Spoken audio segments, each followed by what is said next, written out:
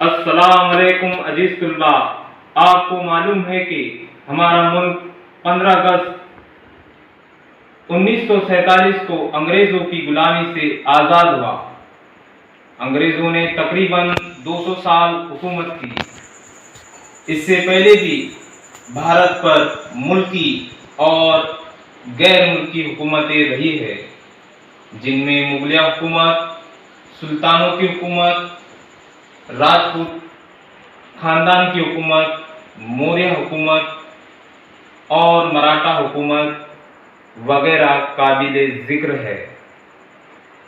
इन हुकूमतों के दौरान बाज़ मर्तबा भारत की तरक्की भी हुई और कुछ हुकूमतों की वजह से भारतीय अवाम को नुकसान भी उठाना पड़ा।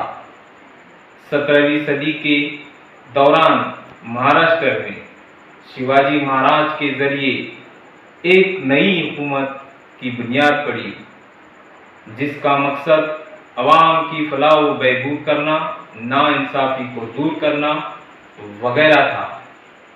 शिवाजी महाराज के अच्छे इरादों की वजह से इस हुकूमत का नाम स्वराज रखा गया।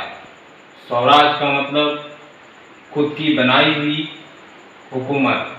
तो आइए बच्चों, आज हम स्वराज का क़याम इस सबक का मुताला करेंगे।